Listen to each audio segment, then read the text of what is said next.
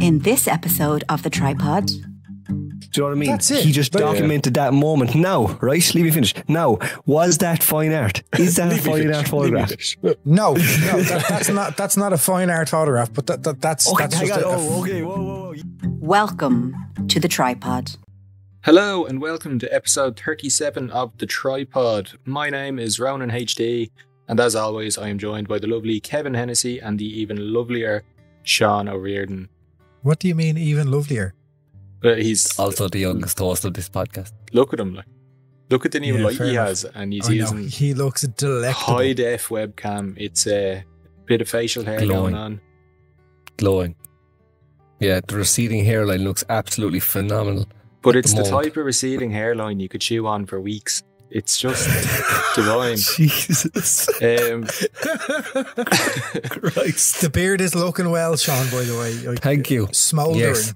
It is Smolder. It is being groomed quite regularly. It looks phenomenal. Listeners, I could just get Sean a fit looks now and great. shave it off. But yeah, thanks guys. Don't do that. This has been a very esteem boosting call of 30 seconds. Yeah, it's a bit of a weird intro, isn't it? It's a bit odd. I suppose. Not really. I'm quite okay with this. Well, I actually hadn't finished Are you? the intro yet, and yous kind of just butt in, but yeah, just roll with it there, lads. Go on, yous work away there. Yeah, so we were talking about me. Yes, back to you, Sean. Sorry. This episode is entirely based around Sean's appearance. Now, it's his opinions, Kev. The irony that it's a podcast. They can hear and not see. Opinions. Yeah, Lads, my opinions. It's time to break it up there with your little bromance again, coming back, leaking into 2021 with the bromance isms. Oh, yeah. Not Yes, a fan. sir. Let's jump straight into it. That's probably copyrighted by a YouTuber, but sure, look, I said it now. Today we want to talk about, there's a bit of a debate that does go on in the photography world. There's photography and then there's fine art photography. So we kind of want to look at it from the point of like, at what point are you making art versus taking images? Does it require a certain skill level? Does it require certain techniques? Do you have to do certain types of post-processing? Do you have to do a specific genre? Is it just if it gets hung on a wall, it's art? Is it subjective? Do all of the elements kind of come together to make some kind of massive conglomerate? Or is fine art just a genre all on its own? So, yeah, it's typically quite a heated debate that a lot of people are kind of, there's literally two sides. It's a 50-50 split more often than not. So we want to just let's just jump into it. That's probably copyrighted by some That's YouTubers. Dave. That's your man, Philip DeFranco, man. The word gonna get struck off the. It is Philip DeFranco, isn't it? I have no idea. Yeah, But- it is. I think. Yeah, he says, "Let's just get into it" or something like that. But look here Well, look, we it's are. ours now. Fight us. Yeah, Philip, if you're listening, you know. And we know you are. Hey, Philip. Yeah, you and all your 10 million subscribers on YouTube. Speaking of YouTube listeners, we hope you're enjoying the few YouTube videos that have gone up, and there is plenty more to come. And there are also a couple of little snippets, hopefully, of video of us actually recording the podcast, which should be funny and interesting. So you can actually see how we do this, which is often very entertaining that you can't see. I mean, we were So, only talking. There's been a few episodes that I really wish we had have recorded, namely the Sean quiz, episode. Let's. If there's ever a time, if I could go back in time, forget going back to, see the Beatles play live or, get to photograph Jimi Hendrix setting a guitar on fire. No. It's I'd go back to that episode and record it on video. Just 100%. so you could all see Sean run across the room and scream at the top of his lungs. He ran through his popcorn bowl as well. Popcorn went everywhere. I stood in the bowl, knocked my PC over. Oh, it was so funny, lads. Yeah, all because of the aperture of a human eye. So, you know what I mean? If I could go back in time, that is when I'd go back to. And then maybe to go capture Jimi Hendrix setting the guitar on fire. But, yeah. So we'll have video soon. Basically, we're just waiting on me to get a laptop. Thanks, Curry's PC World. and bricks Yeah. it. He's like Kev is scoundrels. holding up the whole shop. Kev, that's future brand deal that you could be destroying. Do you know what? I don't care. No, if Kevin, you're listening no. to this Curry's PC World, Kevin, you've no, ruined stop. my Christmas. Kevin, stop. You've ruined it. Kevin, it was Boris Johnson. Hey, Leave Boris, I know Curry's you're and listening. PC World alone. Was that your man Nigel Farage, you know? They're all Started the whole thing. scoundrels. A lot of them. Started the whole You know what I lot. mean? Yeah. Like, Let's not get you into ruined Brexit. it. No. Let's not ruined Whenever my we're Christmas. done with the politics, can I finish the introduction to the episode for everyone? Yes, sorry. Oh, Ronan, what are we talking about today? I had to mention the YouTube there. You know. I noticed, Sorry. yeah, and I just let you go with it because, to be Carry honest, on. I'm a very gracious host. I'm not going to hold you guys back from just spilling your words and just being involved, feeling part of a team. That's something I want to talk about. Let's talk about teams. No, I'm messing. I actually really want to jump into this debate because it's an interesting one. It's I'm saying debate now because it'll be interesting to see what side of the coin everyone is on. So I'm going to start with you, Sean, because fine art can often be associated with landscape, but Yeah. like it can also be in architecture. Typically, for me, I picture fine art involving a lot of tonal contrast and blending and stuff like that. So, where would you see yourself on the spectrum? Would you see yourself as being in the fine art side of things, or do you see yourself as just taking pictures? Very much just taking pictures. It's something that I have been kind of edging towards more and more. And I think that's because I've been following an awful lot of adventure photographers' work and guys who literally just go run around with a camera and a lens and nothing else. No filters, no tripod, none of that. Like Corey Richards is one that springs to mind. He's a Nat Geo photographer. Look him up. He's had a very interesting life. He was an addict. He's climbed Everest with no oxygen. And all the while, and all this stuff, he's a photographer, and it's really extreme example. But like, what I'm saying is, I kind of had this debate in my head a while ago. I was like, there is a place and a time for this slow, melodic process of landscape photography where you set up the tripod and you compose the composition perfectly. You get the light, and then you blend exposures, you focus stack, you focal blend, you get all this together. That for me is when it starts going into the fine art realm. Because you're literally creating this piece of art.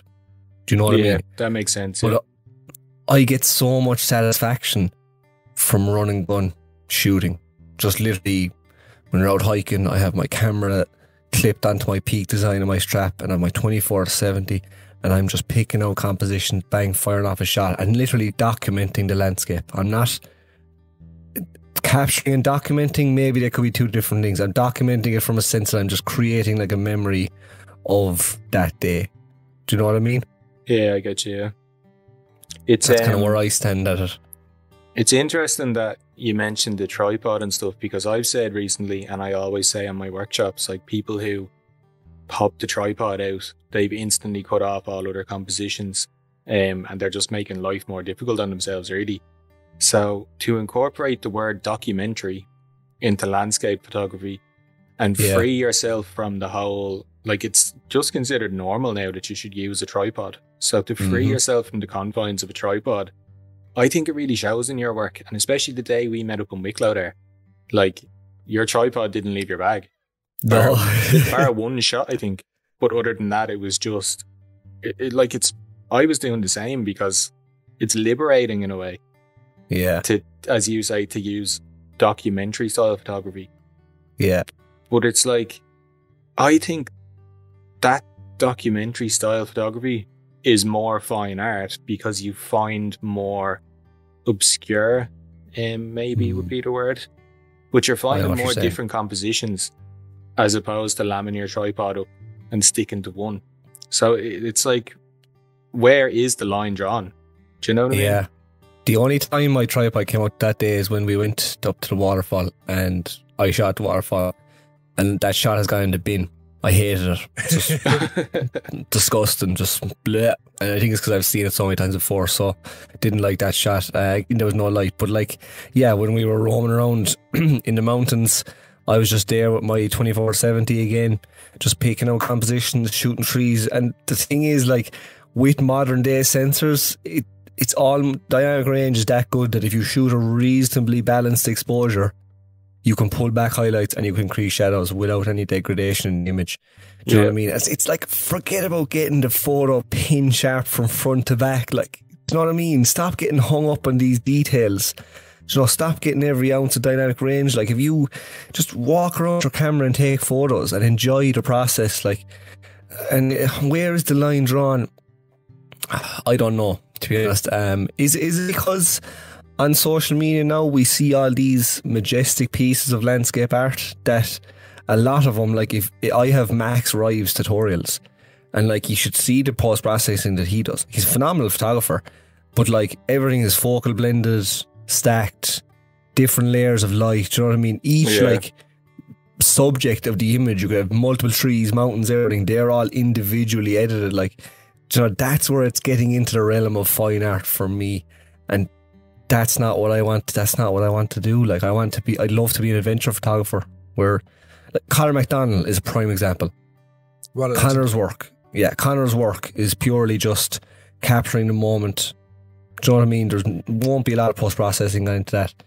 Yep. And that's the type of photographer I want to be. And I think that's because I just like to stay away from probably the crowd, like, and I kind of go the opposite direction and just, you know, shoot that kind of cool stuff.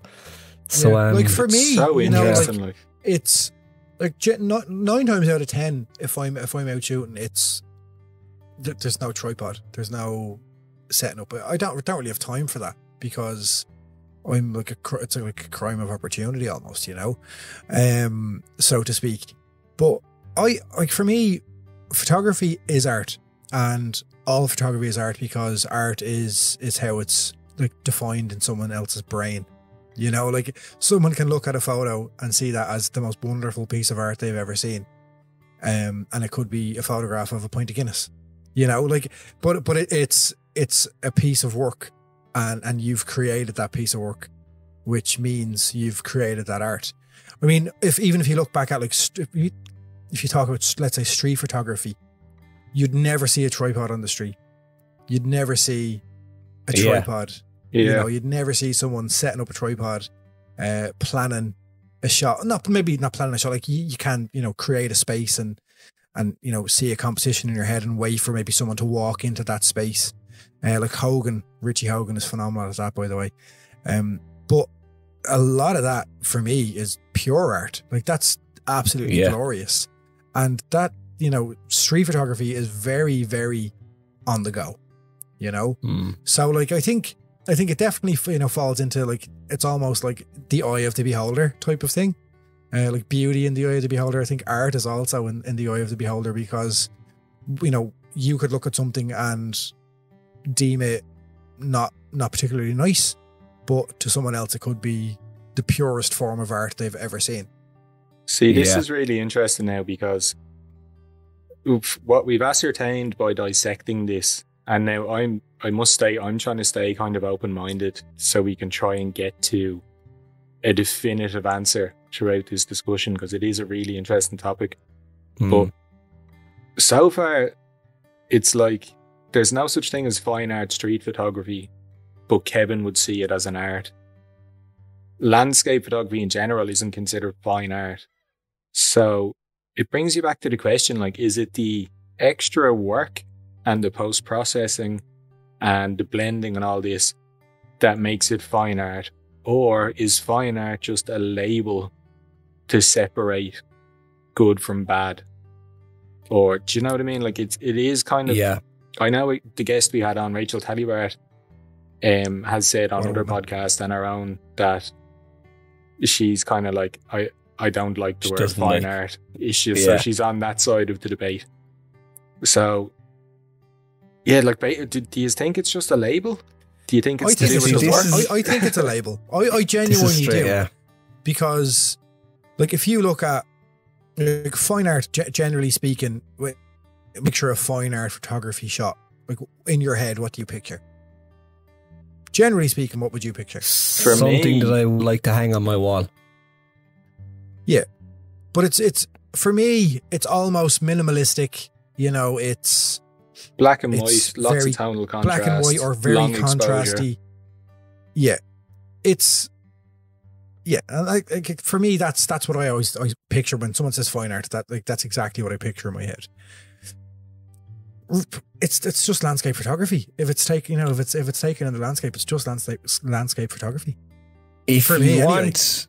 if the listeners want it again, if it's safe to do so, look up an Instagram account called Helen Trust, and this is a fine art for me Instagram account. It's all square crop, all white border, and it's the images you'd really like to hang them on your wall.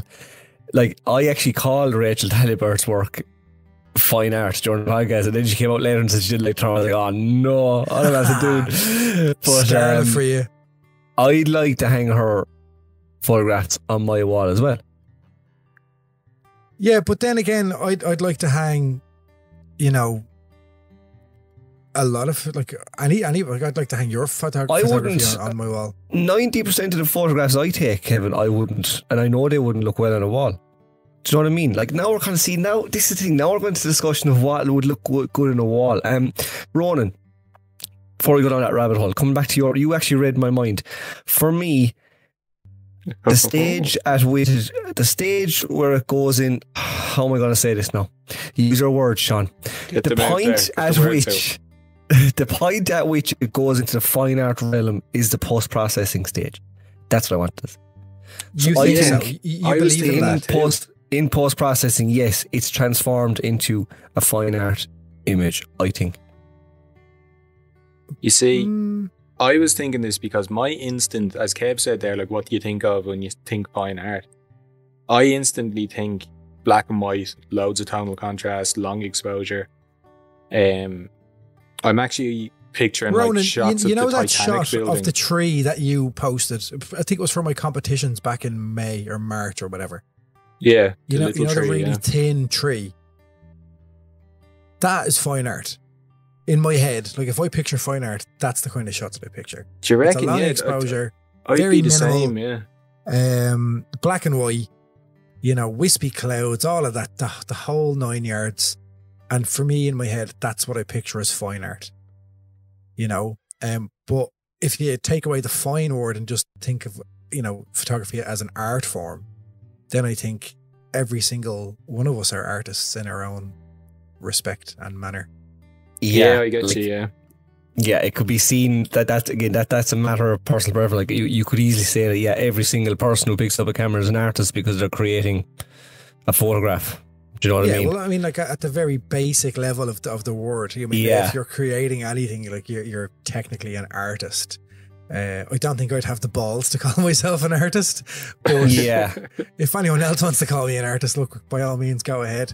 But yeah, it's as kind of basing it on the definitive word, art, then we are artists. We create art. So I'm going to throw another spanner in the works, and this is a discussion I had with Mark Maguire in the Full Irish Chat the night after the riots in the Capitol building in Washington. Did you see the photograph of the Capitol building on fire, and it was at night time? The fire outside it. Wasn't that a phenomenal photograph? There was some brilliant photographs, yeah. And so here we go, right? That was literally a guy, and probably a press photographer, let's face it, standing outside. And I don't think he had a tripod, number one. He just literally snapped that. It wasn't straight. It was noisy as hell. But my God, what a photograph. Do you know what I mean? That's it. He just documented that moment. Now, right? Leave me finish. Now, was that fine art? Is that a fine art photograph? No, that's not a fine art photograph. But that's okay. That's hang just on. Okay. Whoa. But we were just saying that anyone who picks up a camera possibly could be seen as fine art. I know what you're saying at the base level, but this is where we can start to draw lines in terms of the real raw documentary style photographers like Tom Honan. Is it Tom Honan was doing it during, he does it for the Irish Independent? He won Press Photographer of the Year. Do you remember his Eskimo boy? Do you remember that photograph he took of his son? Yeah. Is it Tom Honan? I think it's Tom Honan, but he's a press photographer for the Independent. So, like, his work is class, but I wouldn't call it fine art. See, I don't think Kevin was Mic calling drop. everybody's work fine art there. Yeah, I think he it was said just that anyone who takes photographs art. or creates is an artist. And that, Okay. again, for me, trying to remain devil's advocate, middle of the road here, Yeah. again, Why are you doing it's this? really You're freaking me out, by the way, highlighting, like, Ronan. because there has to be a mediator. But I really think Fair that enough. the more we talk and the more we analyse and the more we look at it, that fine art is just a label given to a certain branch of landscape photography. Now, there is fine art, architectural and all that kind of stuff as well, but it's like that shot, it was Reuters, is that how you pronounce it? A Reuters photographer, or Reuters? Yes. They literally only accept JPEG straight out of camera with very minor tweaks to Really? correct them. They don't accept processed raw files or anything like that. They literally I love that. they stick to their roots and they only accept like the bare bones basic. The photographs that came out of that night, out of like horrible scenes, but they were spectacular and they tell a story. And as Sean said, they're not fine art. So, like, it does just say, like, those shots are incredible.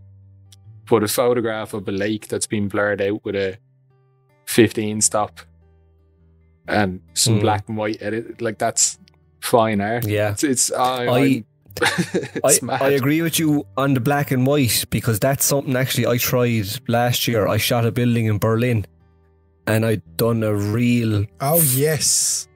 what did I think? Do you remember that one? Like a fine art do. black and white I edit do on indeed. that. I remember it, yeah. And that was through, like, you have to like the work lads, you have to individually select like each component of the building and like adjust all it's like a gradient from dark to light, you know. That for me is real fine art work. There's a couple of people. There's a guy, Barry Walsh. Look him up on Facebook. He doesn't post on Instagram. Barry Walsh, excellent fine art photographer. I think he's from Limerick. But that for me is fine art photography. Right? I just, while you were talking there, Ronan, I just googled fine art photography, right? And I'll tell you what comes up. Fine art photography is photography created in line with the vision of the photographer as artist, using photography as a medium for creative expression. The goal of fine art photography is to express an idea, a message, or an emotion. Now, So if that's the case, then everything is fine art, in my opinion. I Anything would we've agree shot with is that fine art. statement, yeah. Because anytime I take a wouldn't. photograph, I'm expressing some form of creativeness, or I'm expressing something, anything. It could be an Yes. emotion I was feeling that day, a moment I was in, obviously, and like every single picture tells a story. Therefore, every single photograph, by this definition, which I'm looking at it by the way too, because I just done the same thing, is fine art. But I don't think fine art that we're talking about is the same fine art that Google is talking about, if that makes sense. Exactly. Yeah. Exactly. That's what I was going to say. Yeah. Like the last line there for me was a real distinguisher. The goal of fine art photography is to express an idea, a message, or an emotion. Bar an emotion, maybe you could loosely link an emotion to a nice landscape photo, but like to express an idea or a message, for me, neither of them come into fine art landscape photography. An idea or a message, I don't think. Like for I me, would absolutely agree with that. do you know what I mean? Like if you had to express a message, Ronan, prime example, wedding photographer. You have a shot of the door opening and the bride's father entering the room, and the bride is the first look. Do you know what I mean? Yeah. When she's ready and the father gets to look at her. That's expressing an emotion. That's expressing a message of love, and do you know what I mean? And pride. Like I go out in the morning up a mountain, and and I take a photo. You're I never thought you getting had gotten away rid of them. I had nice little the clips there. But I go up and for sunrise, I'm not expressing an idea or a message. And like, yeah, if it's a beautiful image and a glorious sky, then people might get emotive looking at it, or like they might feel emotive of, I don't know, beauty or whatever, like, you know, or pride or whatever. But like, message, idea, no. Do you think maybe now this is disagree. going off on a mad tangent here, by the way? But do you think maybe this is where kind of Instagram or social media in general can benefit then, because you can give your backstory behind an image with a caption?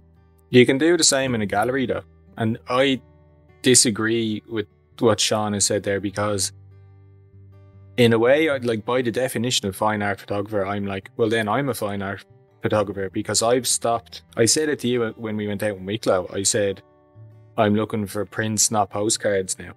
Yeah. So every image I take now, I don't post them all on social media, but even the ones I do, there was a thought process behind it, and I'm trying to find like a certain feeling, but not necessarily giving that feeling. Like you want the viewer to make their own mind up. So when an image is a motive itself, you have conveyed it by taking that image. Do you know what I mean?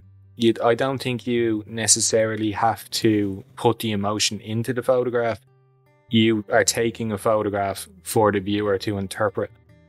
I remember, for example, years ago, early on when I was in college, we didn't actually finish the course, but we went into the National Gallery and we were looking at an exhibition. I can't remember the name of the photographer, but his work was out in the Board and Amona fields with all the decommissioned equipment where they used to cut the turf, and every single image was shot on 8x10 film, but they were shot portrait, and literally the bottom of every image, probably the bottom inch to 2 inches, was a completely flat piece of landscape with a decommissioned or rusty old tractor or a trailer, or a man standing there with the sod lifter, whatever they're called.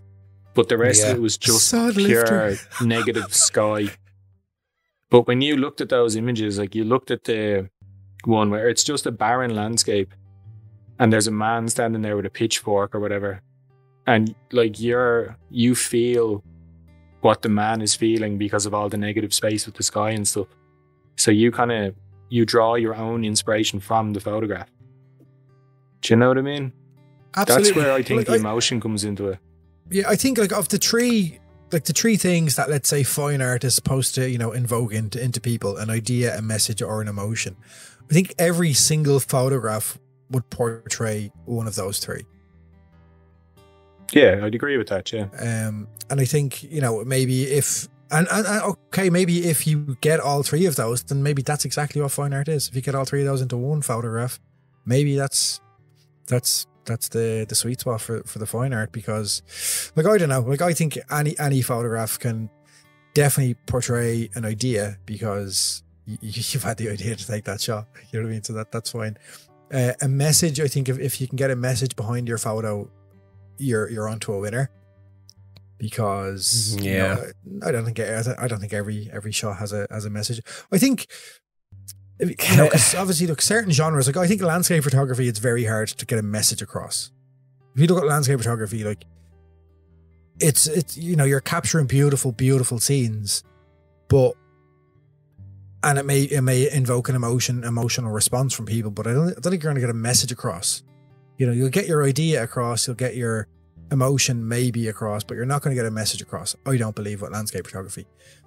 Street photography, maybe. If you look at that, I think maybe you'd get an idea and a message across, and possibly an emotion as well. So I mean, but then you wouldn't think of street photography as fine art. But if you look at me with concert photography, it's very much, it's a documentation of what's happening on stage, which in turn will capture an emotion, because music is a very emotional thing.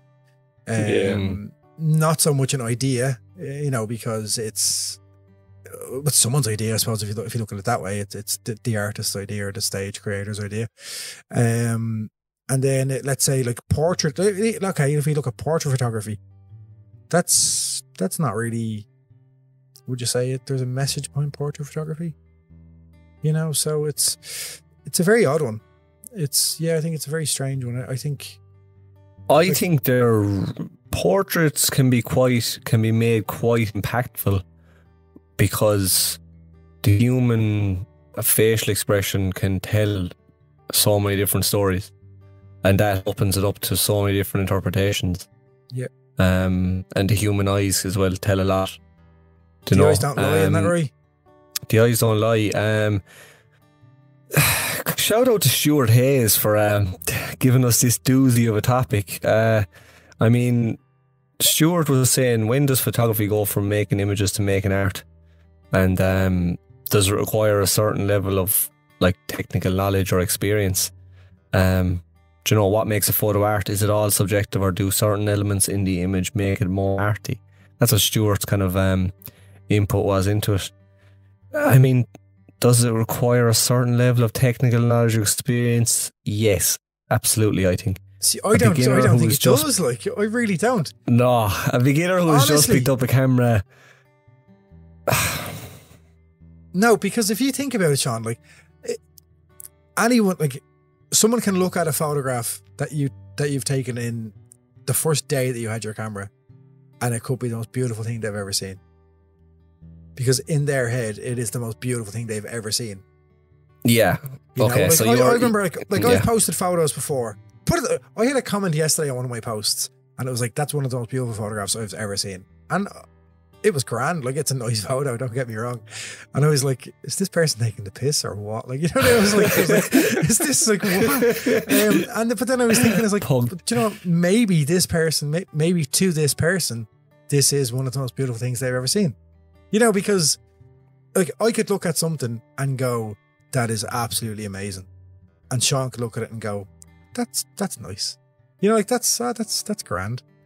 You know, because like different people's brain, you know, your brain will react differently, and your, you know, whatever emotional headspace you're in, maybe at that time as well, can make you react differently. So I think if you like, I think it's harsh to rule out, you know, any shot as art, anything at all, because it's not. I'd agree with that. Yeah, I would 100% agree with that as well, because everyone that takes a photograph is creating, and they are creating art. 100%, no disagreements there. Because I suppose it's down to the interpretation of the person looking at it, isn't it? And sure, isn't that the beauty of photography? At the end of the day, yeah, exactly. Like, at the end of the day, that's the beauty of it all.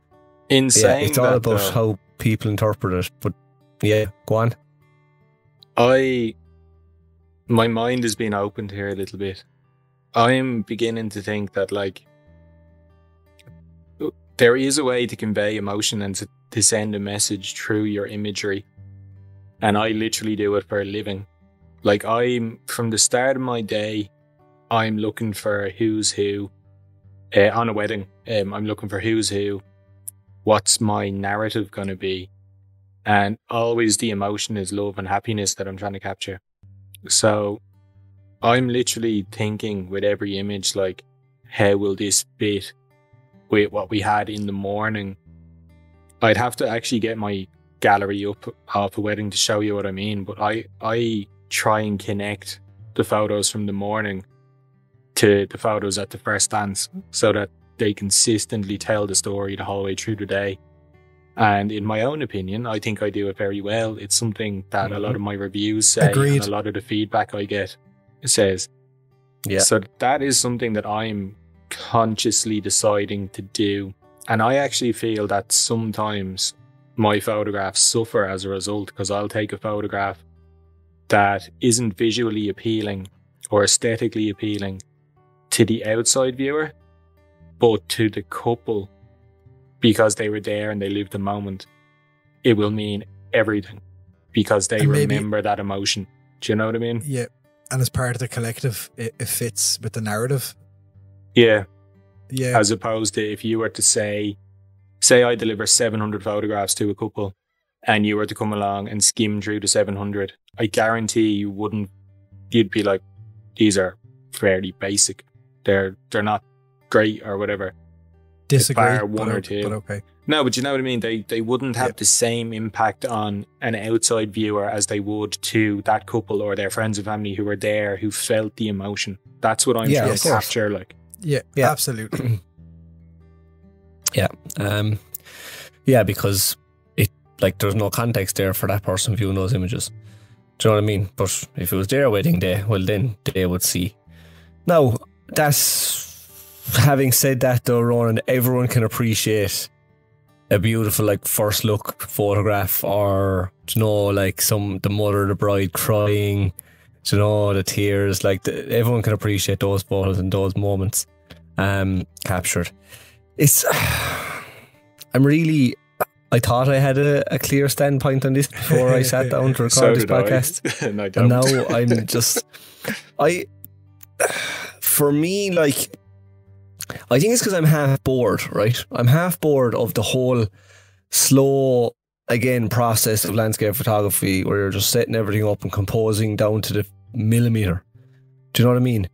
Like, I love the run and gun style. I think that's why I enjoy video so much, because you're just shooting a narrative, creating a story literally in the moment, capturing different image or different clips, like, you know. And I just feel like landscape photography is really going down, especially with the Mark Rives, the Mark Adamus, all them guys. This really going down the route of this fine art piece that's created with the raw files that are, like, I'm not taking away from the the composition has to be there. The technical sharpness, focus point, everything has to be there. All right, the correct aperture, knowing how to use the landscape, how to use light. But then it's all pulled together. It's like the painter, right, with his palette of different paints laid out. Imagine those different paints as the raw files. Absolutely, and then perfect. When you put it onto the canvas, that's Photoshop. That's when it all starts, or Lightroom. That's when it all comes together and gels and creates this piece of fine artwork. In my opinion, that's a perfect analogy, Sean. Perfect, because but what I like to do is just take it back to basics, though. You remember when just photography was fun? Not like, you know, when you just go out and you just take photographs for just because something looked good. You know what I mean? Like, instead of this whole, you know, oh, I want to go to this spot at this time to get this shot, and you wait and wait and you set up and you wait and you tripod and you've got your filters and, you know, like, it's great when you get the shot, but that's not fun. You know, it's not as fun as there's no enjoyment in that. No. Like, I've had a great week. When you get the photo back at home and you've edited the photo and you've processed it, like, maybe the processing itself can be quite fun. But like, especially if you're on your own, if you're meeting up with someone else, another story. But if you go on your own and you're waiting for like 45, 50 minutes and, you know, you've taken your 3 exposures for your brackets, you know, it's not really fun, is it? Like, it's pleasant and it's nice to do, but like, it's not enjoyment, and it's not like, for me, like, that's not what I get into photography for. I get into photography just because I love taking photos, but I love the enjoyment in taking photos. I wouldn't say it's not enjoyable. It's just not as maybe fulfilling or rewarding as kind of the run and gun style I'm talking about. Like, 100%. I love grabbing my camera and just going for a walk and just. You know, if you see something, or if you try and see something, like, you try and spot a composition and you find one, that's class. And if not, that's also okay. But if you, like, you know, because look, I've done it before. Like, you set out at a certain time to get a specific shot, and it's great. Don't get me wrong; it is really, really great to do that. But, you know, you wouldn't say, "Oh, I had a great time. Like, I had so much fun doing that." Whereas you just go for a stroll with your camera. Like, you have, you know, you enjoy it more, don't you? Like, it's just, I can't remember where I saw freeing, it, you know, or where I read it. I read it or I heard it somewhere, but I heard a photographer speaking about going out shooting with no preconceived ideas, and that's what I done this week. Just gone. So, like, we're kind of, our podcasts we're recording kind of one in advance, but the week just gone was the week of the hard frost and a bit of snow on the Ballyhors, and I would have done a lot of stories, and yes, I had my tripod out for 1 or 2 shots because I was using a stacking technique that I wanted to try out. But for the most part, I like that woodland image that I done the tutorial on. That was shot handheld. I was walking down, I was like, oh, that's a nice scene. Held my camera up vertically, boom, fired off 1 shot. That was it. And I really enjoyed that. I really enjoyed going around just shooting handheld. No preconceived ideas about capturing any portfolio images. And I probably did capture 1 or 2 portfolio images. Do you know what I mean? Now, did I use my tripod? Yes. Like, I shot one sunrise where it was quite dark and I had to bracket, and I would not have possibly been able to do it handheld. Do you know what I mean? I shot with a tripod. But I mean, see, now I was going to say something there now as well, Kevin, when you were talking about going out and just grabbing the photograph and just enjoying it out with the camera. Is there a standard then that you have to set yourself? Do you know what I mean? Can you reach that standard by just going out and just shooting off the cuff, like, do you know? See, I think you will reach a higher Sean, standard. your standards are very, very high.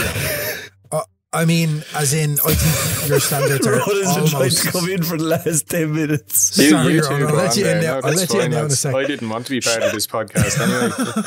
I'm sitting here watching the clock tick by, and it's been literally 8 minutes since I last got a word in. You go on there, Kev. Work away. Sorry. But Sean, your standards are incredibly high for a reason. Like, you're a phenomenal photographer, we know this. But I also think sometimes your really high standards can, like, hamper you in a way. You know what I mean? Okay, thanks for that, Kev. Basically what I was saying... Continue, Kev. No, but I just think, you know, like, if you don't mind me saying, of course, like, I think your really high standards can kind of hamper you in that, you know, you could take a shot that to 99% of people would be phenomenal, but because of your standards, you'd be like, don't like it. And you're kind of almost depriving the world of that shot that we'd love to see, but you're like, no, it's not for me. Whereas I think I'm almost entirely the opposite, as in, if something... No, you're a very good photographer as well. You're not like... Oh, no, thank you very much. No, I don't mean that, but I just mean, like, if something strikes an emotion in me, I don't care.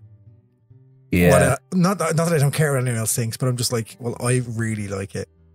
And it may not be technically perfect, or it may not be the best shot in the world, but I really, really like this shot, and I really enjoyed taking this shot, so people are going to see this shot. I'm getting better, right? That's my own fault. I almost done this self-sabotage where I posted a lot of kind of fine, not what I would call fine art images, where I took a lot of time to plan them and process them and edit them and all this. And then kind of I was like, Jesus, everyone now is going to expect, you know, banger after banger of all these amazing conditions and stuff. And I was like, oh, well, I can't keep giving people all these amazing conditions or all these, do you know what I mean, in all these parts of Ireland. And it's really conflicting, because I go out then and I just shoot my local area with a camera and a lens and nothing else for some of the favourite images I've ever taken. But I know not everyone's going to like them. Do you know what I mean? So, yeah, Ronan, I really want to hear what you have to say. You have no choice, because I've muted Kevin, so... he can't do it. You're muted, Kev. Sean, can you hear me? He can now. I've loads of things now that I wanted to say that I'm a bit taken aback trying to think of them, because I've just been sitting here mulling it over, like, and as you said, with like the artist and their easel, and they have each individual raw file as a colour, like, is that the skill then, having that preconceived idea, going out and putting it together? Is that what makes it the fine art debate? Or, like, I remember when I first started out, I didn't own a tripod, and a lot of the feedback I got off friends and family was, you take really unique and cool and quirky angles and very nice pictures, and, like, I think everyone gets that feedback to begin with. But I think then when you transition to a tripod for landscape photography, and you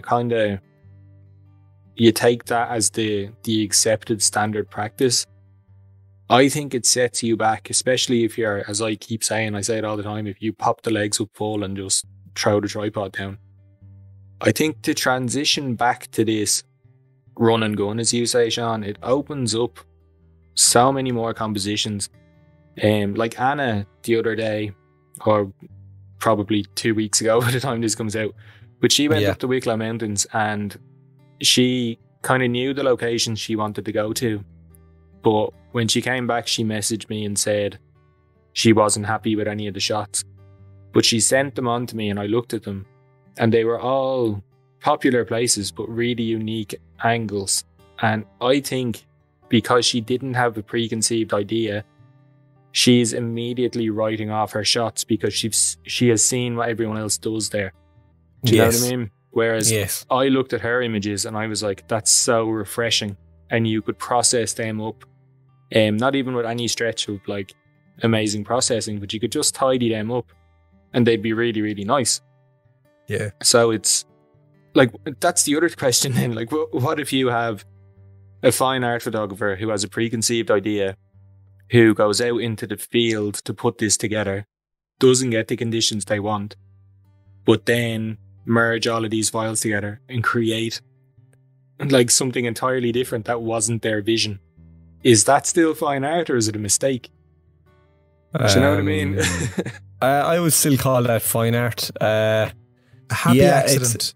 But it wasn't preconceived. Like it was happy accident, like I was back in the day. Yeah, I wouldn't be saying it. Jesus, I wouldn't be. Where's that mute button?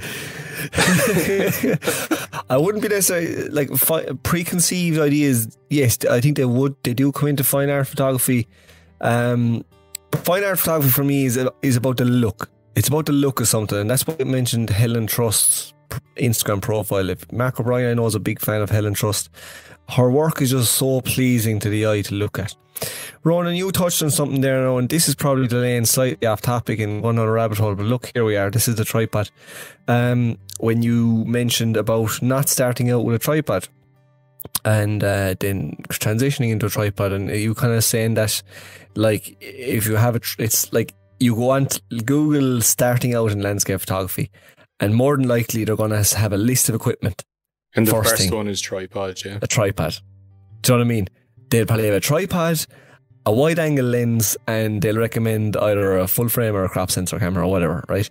And probably a remote shutter release. And do you know what? They'll probably recommend filters as well while we're at it. Do you know?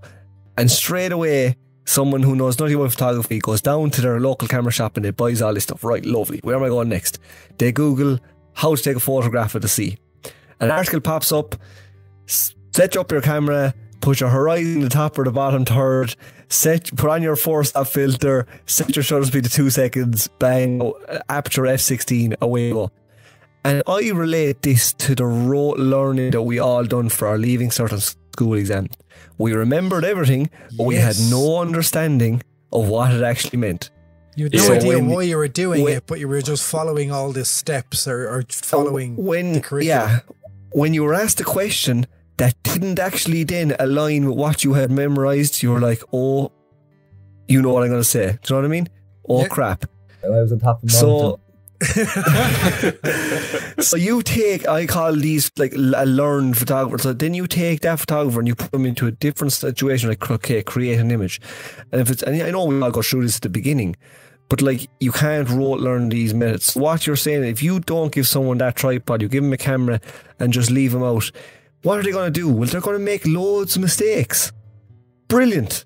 You learn from mistakes. That was me, Sean. That was me at the very start. I was the opposite. So I had a camera, hadn't a breeze what I was doing, but I loved it. I used to go out all the time. I'd take random photos, take as many photos as possible. So many angles, perspectives. You were lying down the ground with your camera through your legs, upside down in the middle. 100%. Do you know what I mean? And then I had a 1-to-1 lesson with Ronan, actually. And it was like, right, so I kind of learned a bit of the technical stuff. And then it was just kind of the both of those parts mixed together. You know what I mean? Whereas you're absolutely right. Like, someone who hasn't, like, complete brand new starter, buys a camera, goes onto Google, you know, they will probably be able to produce a long exposure seascape. A lovely image, yeah. And a lovely image. But then that, like, that's probably all they'll know. They won't They know won't understand how it happened. why. Yeah. Yeah. There's a difference between knowing and remembering. Yeah, that's such 100%. an interesting point. Because, like, when I look at my own landscape photography, I love a telephoto lens. And I'm not a fan of, like, the common composition. I'm always looking for something different and a quirky angle. But the only difference is, like, I've been, like, trained or brainwashed or whatever way you want to say it to... I look around with my camera, I find the composition I want, and then instead of taking the picture, I try and set my tripod up at that height to put my camera on the tripod to take that picture. Whereas I could just take the picture. And actually another benefit from that is, I think it was Nigel Danson I saw recently, might have been someone else, they said that you should stop using ISO 100 for landscapes and venture up the ISOs to get a faster shutter speed, to get a crisper landscape, and use lower apertures to get more depth of field and more, like, basically, more emotion into your image by using depth of field. So, like it's mad. We're taught tripod, f16, ISO 100, whatever the shutter speed is, the longer the better. But my mind is blown. The thing is, there's no wrong. Like, I mean, that's not wrong. Yeah, exactly. It's not wrong. Like, but there's no wrong. Like, I mean, Ronan, put it this way: when I go out shooting with you, I feel like I'm obliged to use my tripod. You know what I mean? I do. I'm like, right, better make sure I've got my tripod packed. Gonna need that, because Ronan taught me on my lesson 4 years ago that, you know, you got to use a tripod. So I'll bring that and I'll set it up. Whereas if I went to the spots that you and I went to, okay, if I'm bracketing, you need it. But if I went to the spots that you and I went to, let's say when we were in Wicklow at that time, I'd have just probably brought it out once. You know what I mean? Yeah. And normally I would frown upon that. But I genuinely think after this chat, I'm more in favour of not using a tripod now. No, just to throw a spanner in the works. Oh God, here we go.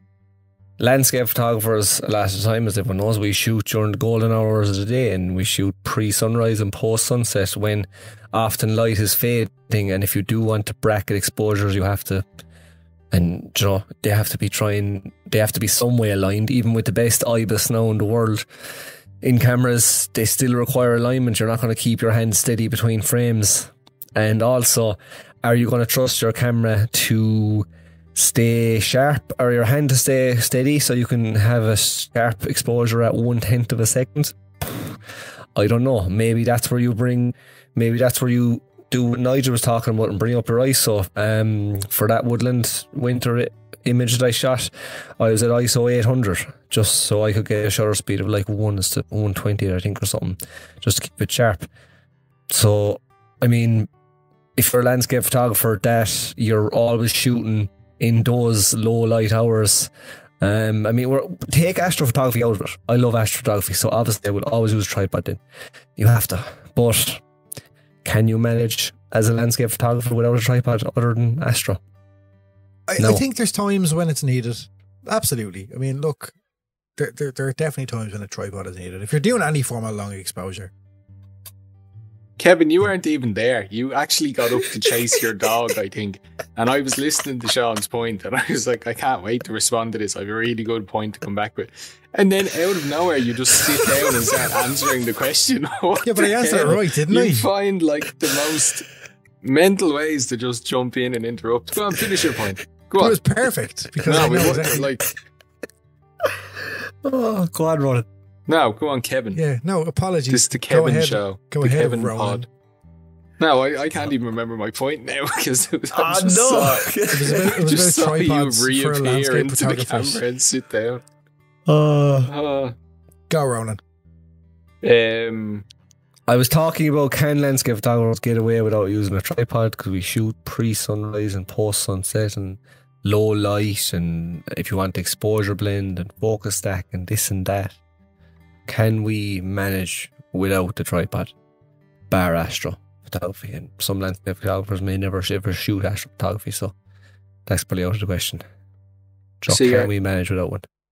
You could, but it does limit you a bit, because like the idea of the tripod is to get those really long shutter speeds while also keeping your camera steady so you have a really sharp image. Yeah. So the blue hour, even if it's like a really moody sunrise or moody sunset, then you're going to be struggling on the shutter speed side of things.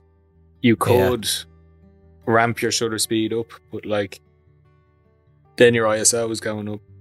You're going to have to drop your aperture down or open your aperture up. So if you're shooting a seascape or something, there may not be foreground interest that you can kind of have in a shallow focus. You might need that large depth of field. So it does come down to like the conditions and what you want to shoot and what you specifically shoot. But by and large, there's no reason that you can't get away with a tripod either. It Absolutely. would just, it would just change your style of shooting. It's actually, it would improve your skills technically more, I think. Yeah. Yeah. You'd understand the exposure triangle more. You'd have to. Because you'd have to be like, okay, the light is fading, but I want to capture a sharp scene.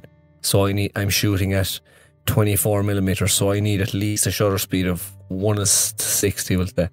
So to do that, I have to ramp up my ISO in order to use that, and etc. Do you know what I mean?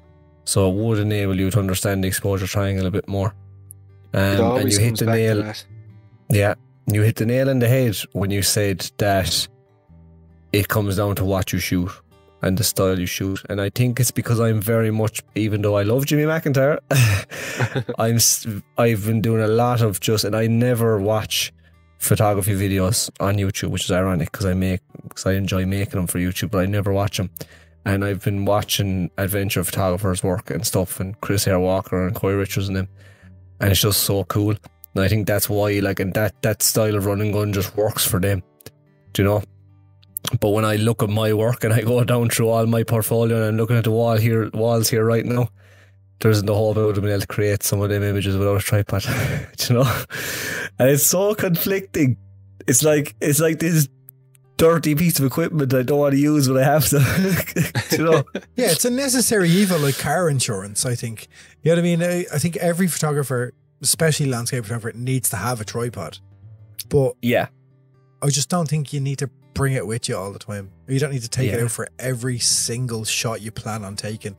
And you don't need to base your compositions around getting your tripod set up.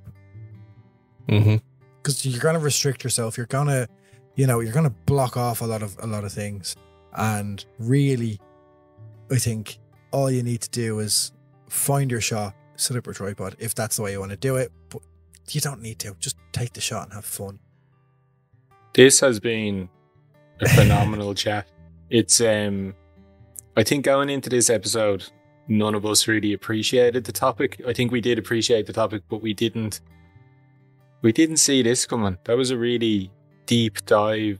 My mind is certainly a lot more open than it was, I'll say, coming into the chat. Like, this was it's a very different episode, isn't it? Like, if you think, I think it's a very different episode.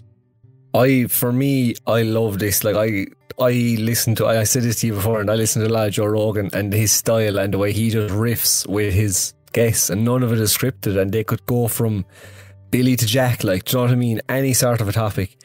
And that's what I think makes us unique, and like, that's the stuff I enjoy listening to, like, do you know what I mean? Go on to digital photography school there if you want to learn all the technical stuff about photography. Do you know, like, sometimes it's just really lovely, healthy chat, like. Yeah, exactly. Fight art. By the way, just for anyone who is listening, still like, the wiser. You heard us reference the exposure triangle there. Episode 3, all the way back in April or May, we discussed the exposure triangle. So definitely worth looking at. That was like a decade ago, was it? All them years ago, way back when. It feels like a decade anyway. Lockdown part 1, that was. We've had a reprieve, lockdown 2, another reprieve, Christmas, and now lockdown 3. and we're only getting started. Sean, I think you were right there. We're kind of, I think we're none the wiser after that chat. Yeah, but it felt good, didn't it? It felt really good. If you were to summarize it now, dude, we'll just kind of, to wrap it up, what would be your takeaway? What would be your new standpoint, as it were? Oh, I'm very much of the opinion, and I was beforehand, but very much so now, that, as Kevin said, and as you said, Ronan, it's in the eye of the beholder. Like, you know, it's everyone will more than likely interpret it as art. So if you're firmly on that side of the fence, then yes, all photography is art. But I'm still sticking to my guns in terms of landscape photography, that a fine art landscape image. See, now I'm thinking of it's good Helen crack, Truss. isn't it? Oh my god! Now I'm thinking of her work, and like, her work literally has minimal post processing, but I think it's the square crop on Instagram and the white border around it that's making me think it's fine art as well. Do you know what I mean? But it's her palette of colour. Very that's pleasing just preconceived palette. ideas, man. You know what I mean? That's all it is. Your brain has Very been pleasing, programmed to think that. Very pleasing palette of colour and stuff, doesn't she? In her work? Yeah, real nice looking stuff. So for me, okay, one sentence: fine art photography for me is a photo I would like to hang on my living room wall. That's okay. Are we wrapping this up in one sentence? Is it? Okay, yeah. Give us a couple of your feelings. Sean has said his bit there, which is quite an interesting take on it. So just kind of wrap it up in a couple of sentences or more, and leave us on a final sentence. Okay, one sentence. You're all artists. Keep at it. I know that was two, but whatever. That was a paragraph. There was a comma there. Yeah. But yeah, exactly. Look, everyone, you're all artists here. Just keep at it. That's all. That's, yeah. For me, I came into this episode, I was apprehensive about actually discussing this topic, because I think fine art is nothing more than a label that some people apply to their photography because they shoot in a certain style, as opposed to like having this preconceived idea. I agree. But after chatting to it now, I still firmly believe fine art is a label applied to some landscape photography, some architectural photography. But I feel fine art does exist in a series or a portfolio of work, but not a single image. So I don't think you have a single fine art image. I think a series of images that are captured to tell a story, to have a narrative, that documentary style. I think, like as Sean said, to hang them on your wall.